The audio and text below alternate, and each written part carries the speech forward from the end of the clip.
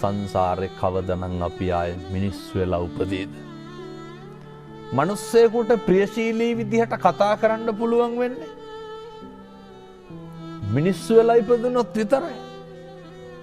අඬ දබර වෙන්න කෑකෝ ගහන්න ඒවට ඕන තරම් ආත්ම තියෙනවා. දැන් බල්ලෙක් තව බල්ලෙක් දැක්කහම මොකද කරන්නේ? අපි වගේ කොහෙද යන්නේ කියලා අහනවද? බුරාගෙන පනිනවා.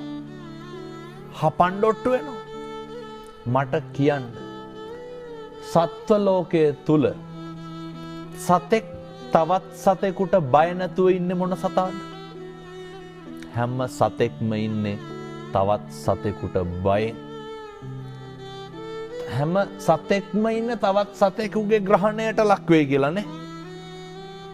පැහැදිලිද මම මේ කියන එක මනුෂ්‍ය ආත්ම භාවයේ තියෙන වටිනාකම? මේක තේරුම් නොගන්න තාක්කල් බණහන එකේ අර්ථයක් නැහැ. කෙනෙකුට දෙන්න පුළුවන් දෙයකට තියෙන්නේ වතුර වීදුරුවක් නම් ඒක බොහොම ගෞරවයෙන් දෙන්න. ඒක බොහොම ඕනෑකමින් දෙන්න.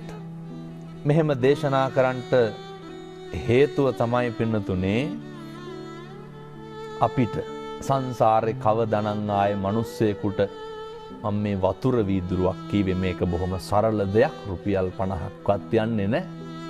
කවදානම් ආයේ කෙනෙකුට වතුර ටිකක් දෙන්න. සමහරු කියනවා නේද ඔය වතුර ටිකක්වත් දෙන්නේ නැහැ වුන්ට කියලා. කොහොමද මිනිස්සු එහෙම කියන්නේ? ඒ වැරදි අඩුපාඩු වෙන එක ඒ මිනිස්සුන්ගේ වැඩක්. හැබැයි